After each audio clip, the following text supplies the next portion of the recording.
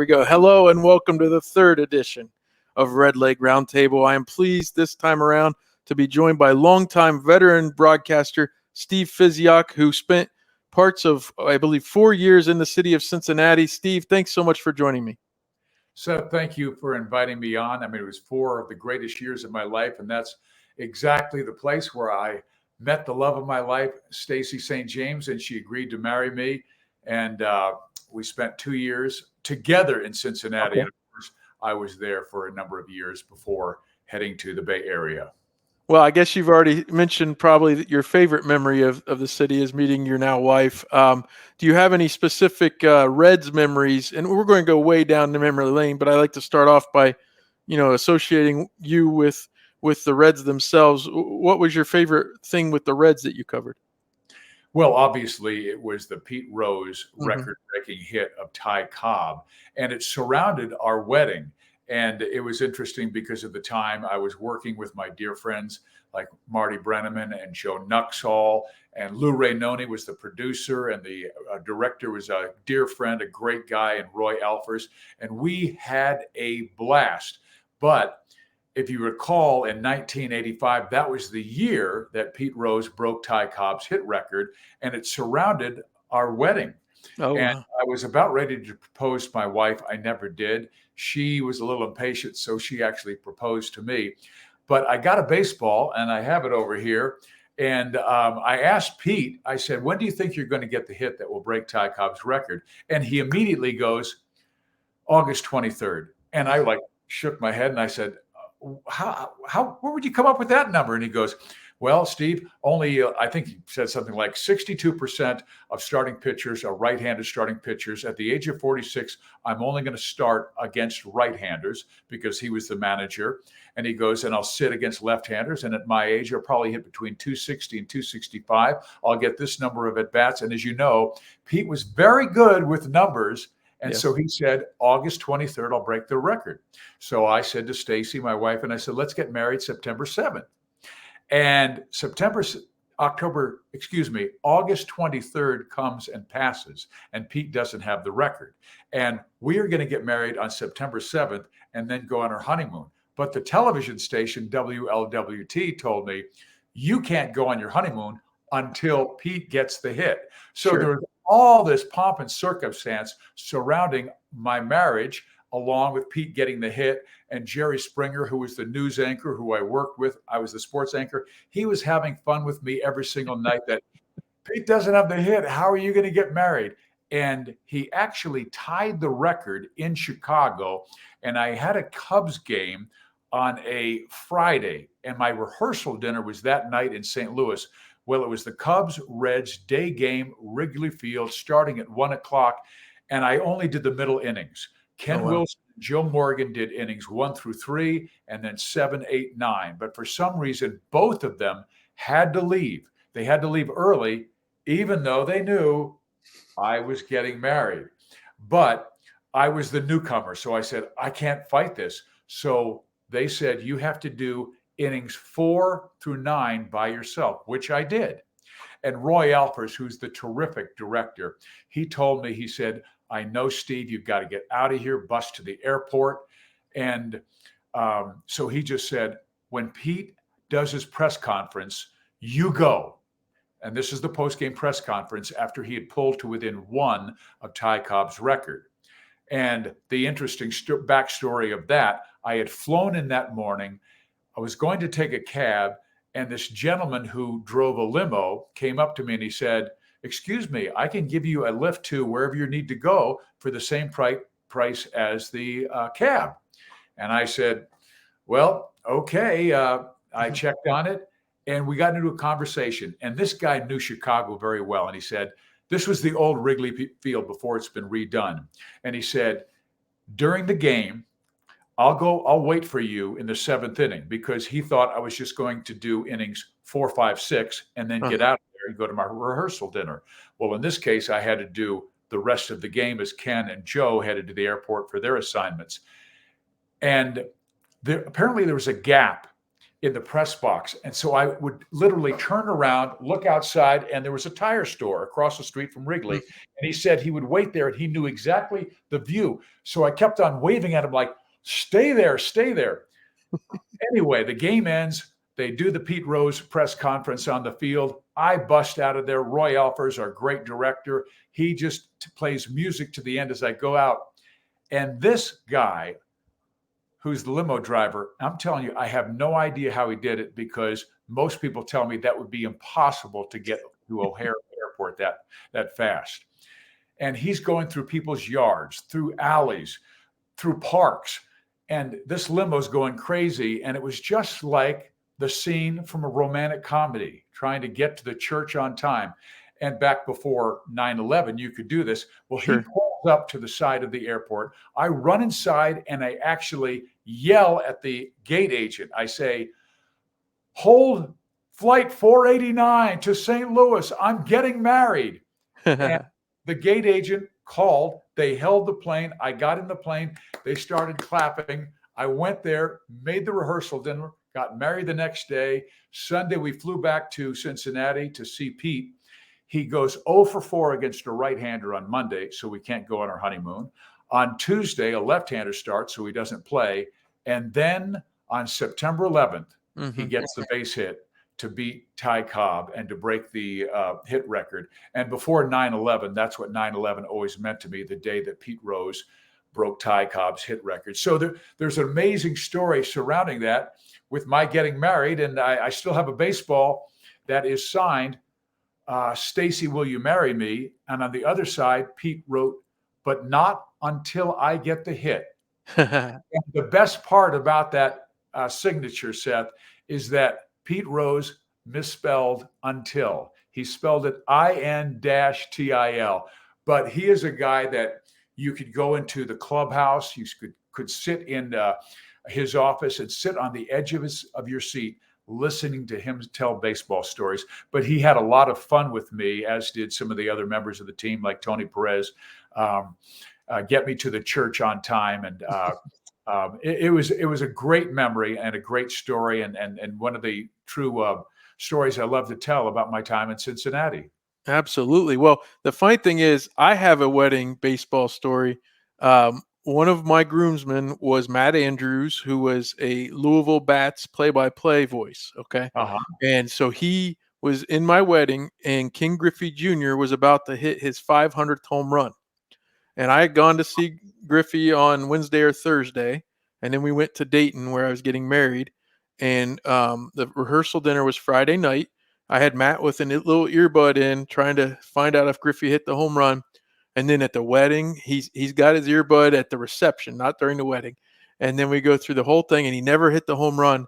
And then on Father's Day, we had a brunch at my in-laws. I came in from outside on the patio, opened the door. Griffey steps up, hits the home run. I got to see it. So not quite as in depth as yours, but I will never forget where I was when King Griffey Jr. hit that home run. You So know what? And that's one of the great things about my job, is the people you meet along the way. And I had known Junior when he was a kid in Cincinnati, and he would either watch me. Well, we're talking about Ken being like 10, 11, 12, 13. So when I started working for ESPN in the early 90s, and I did a lot of West Coast games, which meant I was up in Seattle doing the Mariners games. And so Junior and I would have a little back and forth when he would be at batting practice. And I apologize for the language of saying this, but I remember I was coming in and I had an ESPN game that night, and I was passing by Junior. He turns around and he goes, "Hey, Fizz, are you taking no acetol pills?" And I go, I beg your pardon? And he goes, "You must be, because looking at your pants, you got no acetol." And so that's one of my favorite Ken Griffey Jr. stories. But he was such a friendly guy, a guy who loved the game, and just the fact that he and I had both kind of spent a lot of time in Cincinnati. He grew up there, and I spent 4 great years, and then got to know him even more when I did Mariners games. But he was a delight to be around, and one of the finest baseball players I ever had a chance to broadcast. well, that's great to hear, and certainly beloved in Cincinnati as well. I, my little format for this show, I kind of like to talk about your tie to the Reds to start, but then I want to go down memory lane a little further back, and I won't keep you too long, but I wanted to highlight some of your career touchstones. You graduated from Kansas State University. My father-in-law grew up in Manhattan, and Oh, he went to wow. Kansas State. My wife's grandmother lived in a home by herself in Manhattan, just down the street from the university, until she was 95 years old. Wow. And so she moved to Albuquerque where her daughter lived, and she lived to be over 100 out there. But yeah, so we have ties to Kansas State. Tell me a little bit about going there to school and kind of what that experience was like. That was the greatest opportunity of my life because I was not a good student growing up. I loved sports, and I actually went my first year at Kansas State and was on academic probation because I was in the time of my life of being confused. Like, I don't know what it is that I want to do for the rest of my life. I know I like sports, but I'm not good enough to play it. And I actually took a year off to kind of get adjusted, get my grades back in order. And during that time off, working as a busboy in a restaurant in Kansas City and working another job for my father, I gained up enough money. But I also came up with the idea like, you know what, kid, you're not very good at sports, but you like talking about it. What if you did a play by play assignment? And all I can tell you is, Seth, when I went back to Kansas State, I entered a broadcast program, and I had a great professor by the name of Bob Fiddler, and he challenged us. And he said, whoever sells the most time for our college radio station, KSDB FM, to get on the air, you'll be given your prime assignment. Well, I sold the most, and I chose to broadcast the local 1A small school, high school games. And Seth, all I can tell you is I did one game, and it was Lucky High versus Wakefield, two small schools. And I walked out of the broadcast booth with my hands shaking. And they weren't shaking because it was a great game. My hands were shaking because I knew what it was that I wanted to do for the rest of my life. I Mm. wanted to do play by play. And I just absolutely did every game I could. And I did that at KSDB FM and my college radio station. And then my first job was at KHAS Hastings, Nebraska, where I followed my mentor, or one of them, Fred White, who was a great broadcaster for the Kansas City Royals later. And then I came back to Topeka, Kansas for 4 years and was the voice of the Kansas State Wildcats football and basketball. And then a station, WLWT, called me up and wanted me to interview for a job. I flew out there. I actually had two opportunities, one in Cincinnati, one in Sacramento. I actually wanted to go to Sacramento because I had been dating a girl who lived in California. And I went to Cincinnati first. And Seth, WLWT blew me away. I Mm-hmm. mean, it just seemed like not only a great station, a great sports station, but also a great city. And I fell in love. And when I got on that airplane, I said, Sacramento better be really good because this is going to be hard to pass up. Well, obviously, Sacramento couldn't hold a candle Sure. to WLWT in Cincinnati. I went there, and I'm so glad I did because not only did I work for a great sports station in WLWT, but I got to meet great friends like Pat Barry and Norma Rashid, and of course Jerry Springer, and the coaches, Sam Weish for the Cincinnati Mm-hmm. Bengals, and obviously Pete Rose and guys like Ron Oster and Buddy Bell, and just terrific people in Cincinnati. And of course, the best of it all, I met my wife Stacy there, and we got married and adopted our first child from Fort Thomas, just across the river. Yeah, yeah. Well, so I guess if you could tell me a little bit about, so you get hired by the TV station, you were a sports anchor. I want to hear a little bit about working with Jerry Springer, but what was the tie-in that got you to do the games, the Reds games? How did you end up getting that opportunity? What happened was when I was being recruited, they told me, they said, we'd like you to do the Reds games. We'd also like you to do the University of Cincinnati Bearcats football and basketball games when they're available, and when they were going to do television. And so I was really delighted about that. Plus, they gave me the freedom to freelance. And I actually, my first year there, only my first year there, I did the AAA Louisville Redbirds games. Yes. And the Reds had seen that, and they had just hired a gentleman by the name of Roger Blameyer, who had been with the Indiana Pacers basketball team, and then took over the broadcast department. And because he liked the association of TV with their anchor doing the games, he recruited me and he said, Steve, I'd like you to join Marty Brenneman and Joe Nuxhall on the games on television, because Marty and Joe were going back and forth radio to TV. And they said, we'd like you to join with them. And I love Marty and I love Joe. And so I was very excited about that. And so Ken Wilson and Joe Morgan moved on. Marty and Joe took over that TV package. I joined them and just had a blast with them. And they were delightful to work with. And so that's how I became affiliated with the Reds. It's kind of a foreign arrangement to more modern folks who know of like the RSN sports channels, where the TV guy does TV and the radio guys do radio. Right. What was that? The way they broke it up there? Marty and Joe were on the first 3 innings, I know, in '86 it seemed like, and then you would work with, well, maybe you worked with Marty some and then with Joe some. Yes. Talk about that a little bit and kind of what was going on the radio. Did they simulcast it, or how did that work in the radio booth? I can't remember, but I believe what would take place is that when Marty would be on, he would be just doing the radio, and then Joe would take over and do his innings when Marty would come and join me on TV. And remember, back then we only did like 50 games. Right. And, but what took place was, because WLWT became so popular, that my boss called me in and said, we've gone from 3rd place in the ratings to number 1. And I don't want you leaving to do ball games anymore. I want you in the studio working with Jerry and Pat and Norma for our ratings. And I go, that's not why I came here. I came here to do play-by-play. And the boss who hired me was a different boss than the one who had taken over. Bob Gordon was the one who had hired me to come from Topeka to Cincinnati to do the Reds games. And then another fellow had taken over, and he wanted me to only be the sports anchor for WLWT, but I wanted to do ball games. Well, thankfully, I'm married to this incredible woman. I was offered a 6-figure contract in Cincinnati. And Roger Blameyer, who I told you about, who had been the director of broadcasting for the Reds, he had left the organization and taken a similar job with the Golden State Warriors.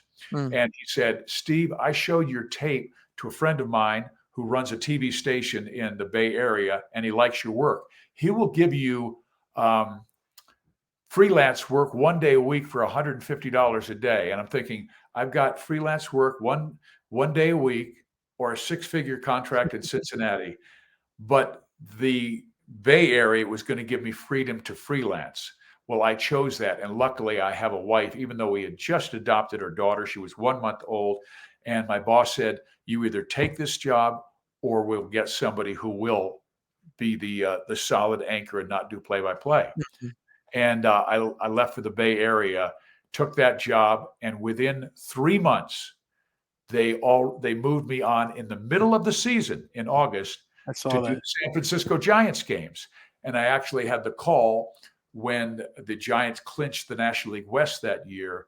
I had the call, and a week after that, they fired the previous broadcaster, Gary Park, named me the Giants broadcaster to work with Dwayne Kuiper and Joe Morgan.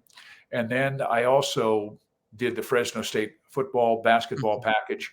And that led to ESPN, where I did ESPN, Major League Baseball, college football, and college basketball. And then the Golden State Warriors called me and said, we'd like you to do our radio. So I did their radio. So I was doing a lot of games. You were. Short period of time. When you go back to the Cincinnati days, and certainly Marty and Joe had been together since the mid-'70s by that point. But I grew up mainly on radio, listening on radio. And I could get the Columbus station, WTTE, and some of your games would be sent up there. So we would get some of the games, but mostly it was following my grandpa around, listening to the radio. And the way I understood how to call games was when it was Marty's inning, Marty called the game. Yeah. And Joe would introduce a pitcher if they changed pitchers, but he'd kick it back to Marty, and Marty would call the inning, and then vice versa the same way. Sometimes they would chat with each other, but mostly if it's your inning, it's your inning. And I went on to Ohio State, and in the spring of 1999, we started doing baseball games on the student radio station, and the guy in the booth with me was from Pittsburgh, and he had grown up with their radio announcers. And I've got the first inning. I start calling the inning, and all of a sudden he starts talking. And I was blown away because I had no experience whatsoever with a quote unquote color guy on radio for baseball. And I just looked at him, and we got through the inning. I said, "Hey, I don't know how to do it this way. I gotta call my inning." So it was just very different, the differences around. And of course, if Marty or Joe was in the TV booth with you, and the other one was in the radio booth, they were alone, weren't they? Yes, they were. And I've always looked at the business this way. If you're doing radio, the play-by-play guy obviously is the lead Mm-hmm. and the star. In television, it's the color commentator. And I've told this to every single color commentator, and I've worked with over 200. But the gentleman I've worked with the most, Rex Hudler, I've spent 22 years with Rex Hudler, with the Angels and with the Royals, and we became dear, dear friends. And when we first broadcast, I said, Rex, it's my job to make you a star. So once I call the play, the rest is you to explain why it happened, why it went well, why it didn't work. And then also, but I'm going to try and lift you up. And I did the same thing with Marcus Johnson. Marcus Johnson was my college basketball analyst for 11 or 12 years and one of the finest human beings I've ever worked with. I just love Marcus. And we just synced up immediately. I remember the first time we did an NBA Summer League game that Roy Hamilton, our executive producer, had us do. And Marcus and I just hit it off. And obviously Roy liked us, put us on the air to do the college football games for the Pac-10, now Pac-12 conference. And now it's gone away. So, Yeah. but with Marcus, I would go, I'm going to call the basket. And as soon as I call the basket, the rest is you. I wouldn't mind having it back once they get across the timeline. So I can Yeah. set the play up again and say, down low to Johnson, he turns and scores. But Marcus has an incredible sense of humor, is a dynamic talent, very articulate, very thoughtful, obviously a Wooden Award winner, 6-time NBA All-Star, and we're still dear friends. And he's the analyst now for the Milwaukee Bucks.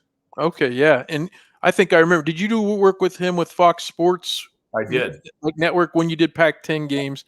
I remember specifically tuning in to watch those games, and he is a very good analyst. You're right about that. I wanted to go back in Cincinnati. Actually, first, tell me a little bit about working with Jerry Springer, and certainly he became more and more famous after those years. But what was that experience like, and could you see in him kind of the more magnetic star that he would become? You know what? He's one of the smartest and funniest people I've ever been around. And whether it was on the set, but he was also had a real soft spot in his heart for the underdog. And some of his commentaries were so brilliant, but they're always very thoughtful. And I know that his show, the Jerry Springer Show, made him a lot of money. Mm-hmm. And I remember I was doing an Angels game, and he came into the booth. I was doing an Angels White Sox game in Chicago, and that's where he lived. And he came into the booth, and I felt comfortable saying this, so I turned around to him as he's coming in the door. I go, Jerry, you sold out. And he goes, I know, but I'm making so much money. And he was funny. He didn't take himself seriously. He took his job seriously, and obviously he had there were a lot of fans out there who watched that show. I really didn't watch it. But the first time, I thought it was kind of, a little bit out there.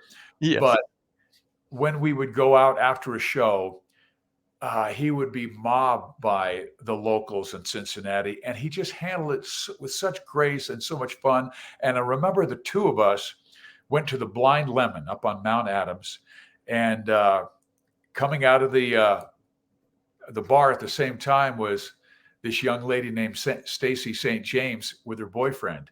And I'm with Jerry Springer. And of course, we stopped and said hello to them. But little did she know that I already had a crush on this girl named Stacy St. James. And later, she's the one who became my wife. Yes. So I remember Jerry and I would see Stacy occasionally. And when we adopted our daughter, Ryan, Jerry and his wife were there at our, what do they call them? The baby showers. And Jerry and his wife came to that, and he had a chance to hold Ryan, but he was just a great guy. And recently, when I retired, Rex Hudler and Joel Goldberg, two of my working compatriots with the Kansas City Royals, they surprised me with a retirement party, and they absolutely shocked me. And they put together this video, Rex and Joel, that was so funny. But the lead guy in it was Jerry Springer, and he recorded this piece for me. Jerry did, only 3 months before he passed, and I didn't even know that he had been ill. But it was such a beautiful tribute from Jerry and from a lot of fellow broadcasters like Marcus Johnson, of course, Rex, just individuals I've worked with in the past that I absolutely love. And I just am so thankful for Rex and Joel for doing that for me, because it's a great memory. Absolutely. Let's go through a few of the Reds memories that I jotted down. Obviously, the Pete hit was the big one, and then you tied it in with your wedding. I didn't see that coming. That was awesome. But I want to talk to you. There was a brawl with the Mets, July 22nd, 1986. I don't know if you remember this day. Kevin Mitchell for the Mets? Well, Eric Davis slid into third, and Ray Knight kind of elbowed. Eric Davis always did that pop-up slide. And Yes. Knight elbowed him, and that got it started. But, yeah, Kevin Mitchell was certainly involved. I want to go through this a little bit. John Franco was pitching for the Reds. He struck out the side. And I love Johnny. He was such a good guy. I did a video report on John and his roommate at the time, Jay Tibbs, that was so funny. And when John made the All-Star game, I called him into the studio and had him and interviewed him. But he didn't pitch. I got every little clip I could find of John Franco sitting on the bench, and I had fun with him. I had him spitting gum out or blowing a bubble, and because I said, "Here are your highlights." And when he got off the air, he gave me a smile and he goes, "Fizz, I'm going to get you for that." And sure enough, the next day I have to do a live scene at Riverfront Stadium, and I get Dave Parker, who's a friend of mine, and Dave had also been at the All-Star game. So I'm doing this live scene, and Dave and John had set it up. And so while I'm broadcasting, I'm interviewing Dave Parker, and Parker, he's angling my body a certain way. He's leaning a certain way so I won't see. And right as I'm broadcasting and interviewing Dave, John Franco comes out of nowhere and slams a pie in my face. And Dave's reaction was perfect. He goes, "And as you can see, Fizz, things are looking pretty creamy for the Reds right now," because they've won like 4 games in a row. But that group of guys, I just loved. I loved traveling with them. I loved broadcasting their games. They were really a together team. Unfortunately, they didn't have the kind of success that they had hoped for, but they just didn't have enough pitching to get to that next level. But they were a joy to broadcast, a joy to be around. And Dave Parker and Marty Brenneman used to go at it in the clubhouse, and you think, "Oh my gosh, these guys are going to come to blows." And then they start laughing, and you go, "You know what? This is what sports should be all about." That's right. That's right. Well, so just real quick. So Franco strikes out the side with the bases loaded. Pete Rose pinch hit himself for Franco, which certainly we don't see much anymore. There's not player managers for some time. Then he had Eric Davis pinch run for him, and Davis stole second in a year when he had 80 stolen bases. He then stole third, and that's when I described what I said. Eric took umbrage with Ray Knight kind of shoving him off the bag. I went back and watched this. That pop-up slide, I guess it created just a little too much friction between the two. And then the funny thing is, you're on the air with Marty at the time, and Kevin Mitchell comes hard at guys, but then John Denny comes in, and you said, I wrote this down. You said, "Ray Knight is a tough guy." And Marty said, "Tell me about it." Of course, he had played for the Reds, right, years earlier. And he says, "I saw him drop Cesar Cedeno 5 or 6 years ago here." And then Marty said, That is what you call Steve, and this was one of Marty's isms. He'd say, "A good old good one." And I don't know if you remember Marty saying that, but he said it on the air many, many times. Well, And I do Knight, remember that Ray Knight, I think, was either a Silver Gloves or Gold Gloves yes, he boxing was. when he was like 15, 16 years old. So he could handle himself pretty well. And John Denny Yeah, you was said like a karate judo guy. But the one thing I noticed, and I became good friends with Kevin Mitchell. Actually, there's a funny story how my son was named after him. Um, Kevin Mitchell was like in the middle, and there were people surrounding him. Like no one wanted to mess with Kevin no, Mitchell. no, He was a bad dude from San Diego, but actually he's like a gentle bear. sure. And I got to know him very well when he was part of the National League West Championship team for 1989 and the MVP. And the funny story about that is we adopted both of our children from Ohio. Our daughter was born in Fort Thomas, Kentucky, actually just across the river. And our son was born in Dayton, Ohio. And when you adopt, it's not like you have 9 months of pregnancy to know that you're going to get this kid. You get this phone call and you've got to run to the. So my wife named our daughter.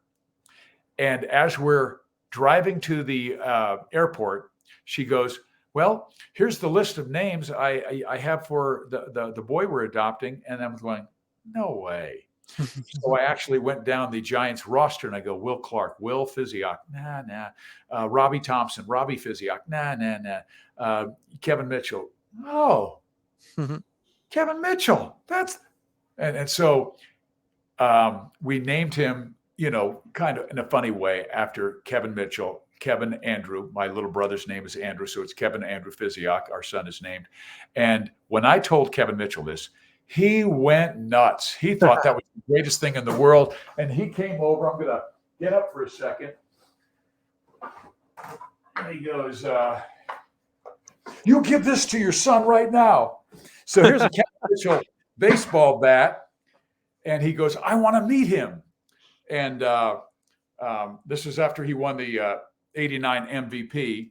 And he goes, "I want to meet him." And I said, "I will bring him to see you, Kevin, when he is old enough to know who you are." So he's like 2 years old, and his whole life he's known that Kevin Mitchell he was named after him.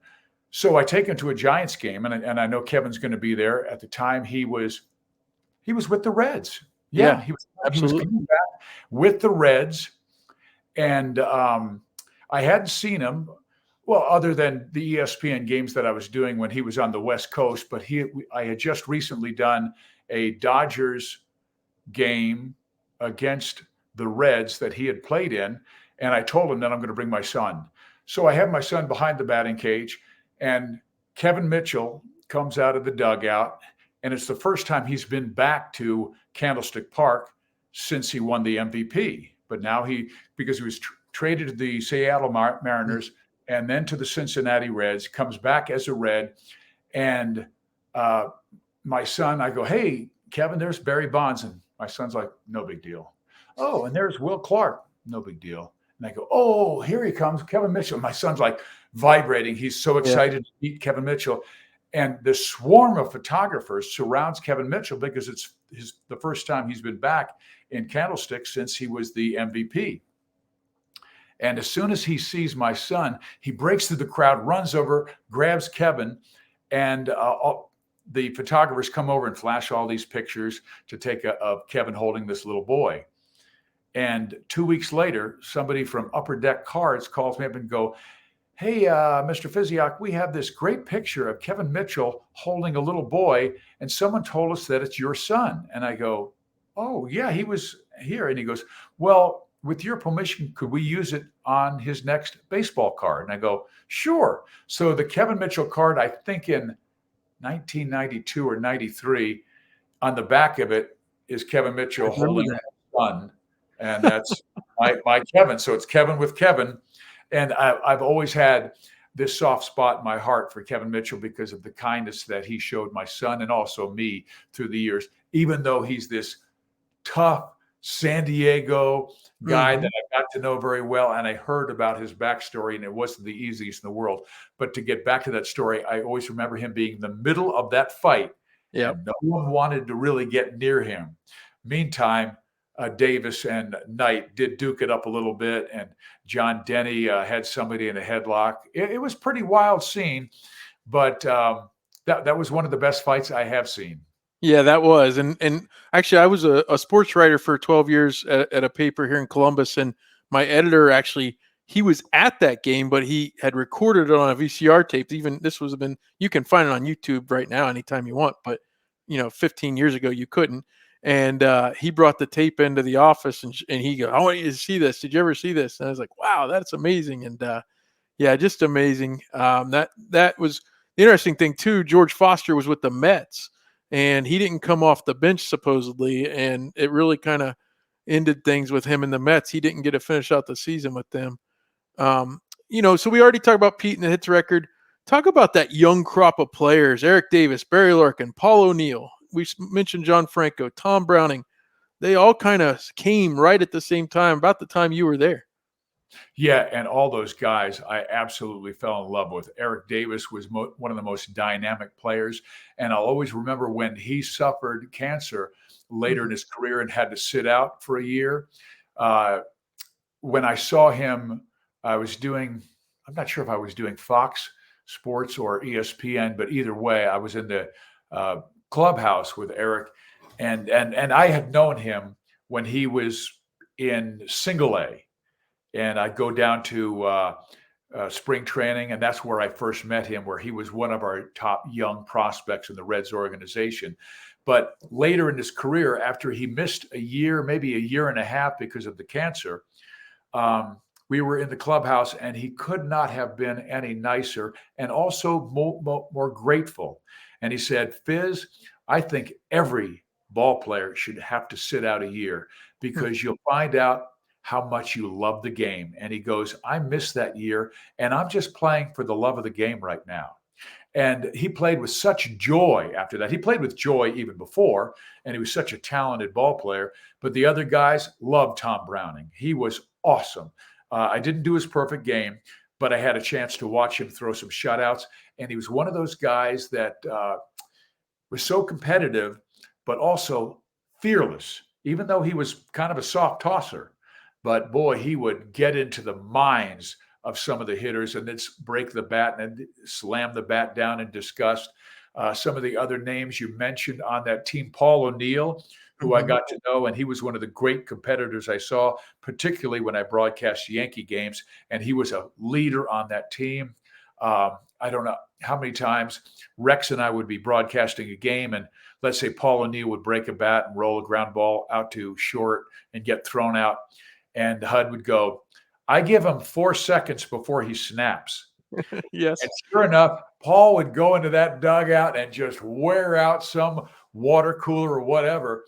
But Paul never got mad at a teammate. He only got mad at himself. Mhm. He was just an incredibly competitive person, and it just chapped him when he couldn't get a hit 10 times out of 10.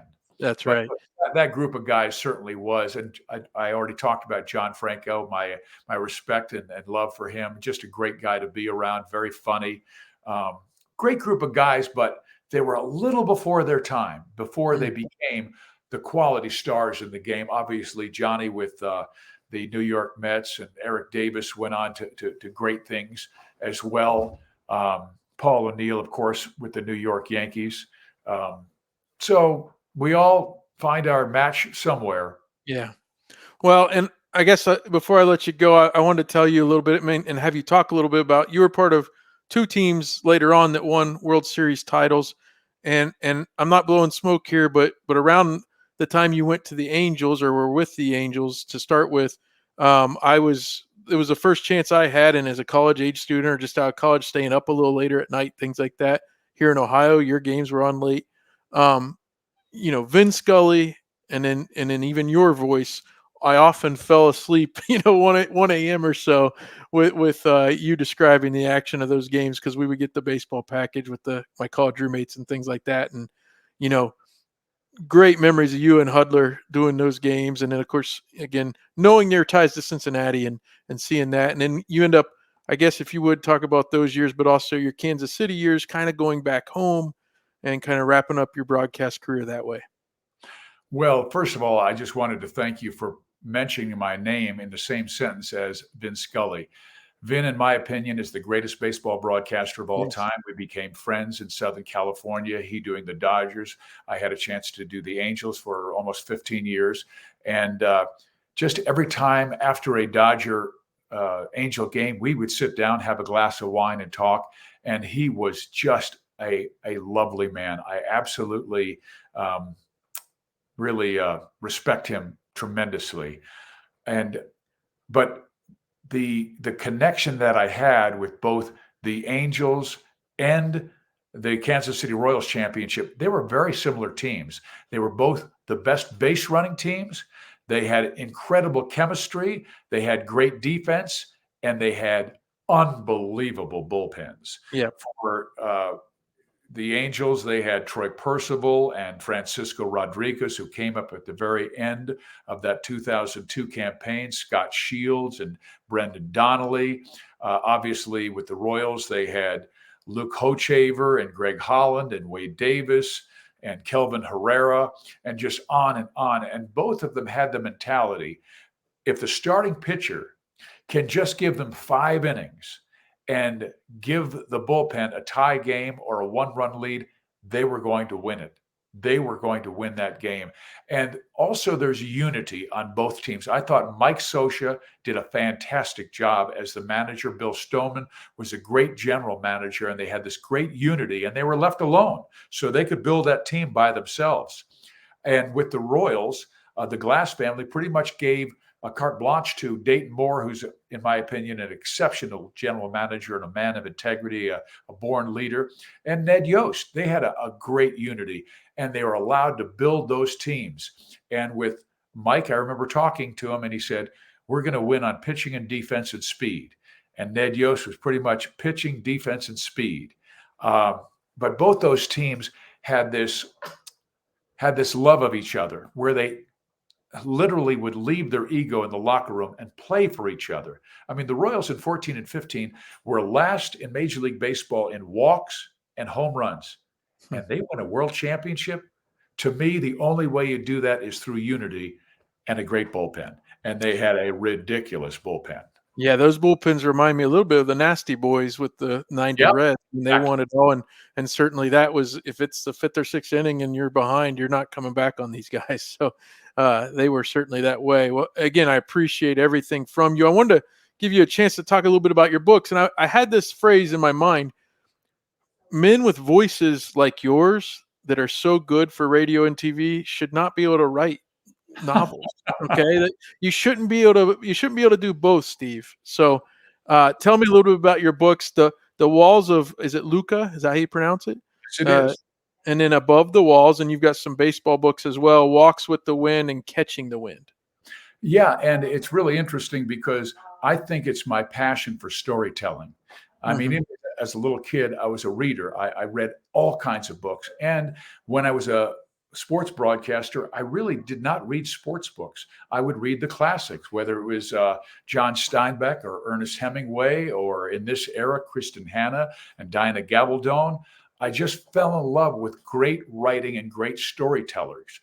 And in 2006, I actually took my wife to Italy, and I, believe it or not, I had a vivid dream a week before I went to Lucca, Italy, and the dream was about 2 families struggling to produce a great wine in Italy, and a young lady, a spiritual young woman, coming up to help the family produce this wine.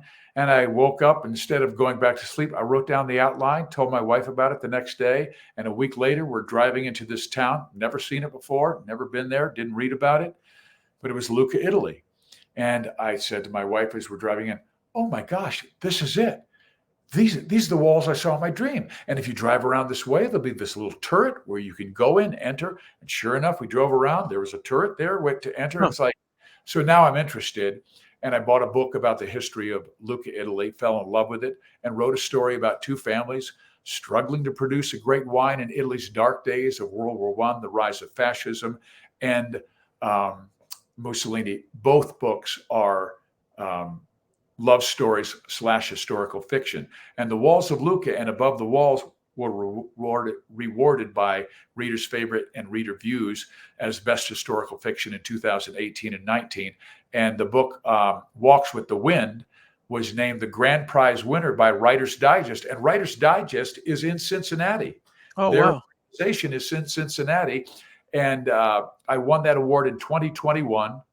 And if you want to go, it is a baseball / action adventure / political intrigue / family saga / spiritual book. And I was really blessed to win that award in 2021.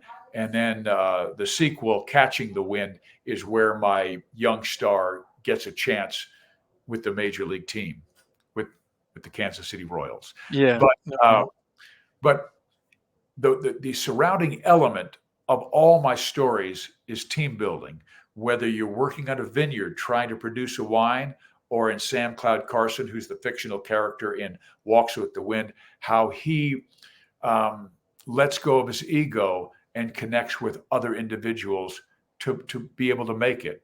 Because, as you know, our sports industry is filled with egos, but the championships that I've seen are the guys who leave them in the locker room and play for each other. Well, definitely worthy stories to tell and experience as well. So I recommend, Amazon.com, I assume, other places you can go. You can just type in my name, or you can type in Google StevePhysioc.com. That's my author page. But if you go to Amazon, type in my name, Physioc. It's a weird name, and the books will all come up. Well, I'm telling you, a voice that I will always remember, especially as I was saying from I couldn't get enough baseball. I remember watching, and Dwayne Kuiper and those guys too. Like, I remember watching Barry Bonds hit his 500th and 600th home run back-to-back years because of how many he was hitting. But I remember tuning in to hear you as well, and again, to know that you were partly in Cincinnati as well. That's a really cool thing, and I love what you've shared about your time in Cincinnati. Thanks so much. Well, Cincinnati was my introduction to Major League Baseball. It was my first break into Major League Baseball, and I just remembered broadcasting that first game and thinking, I'm in a Major League ballpark, Riverfront Stadium, and here's a young broadcaster who's getting his chance. And to do it in Cincinnati, a great baseball town, gives me chills to this day. Well, Steve, thanks again, and enjoy retirement. Thank you, Seth. I am. We moved to Evergreen, Colorado, and I'm with the deer and elk every day. All right. Well, thanks so much. Thank you, Seth.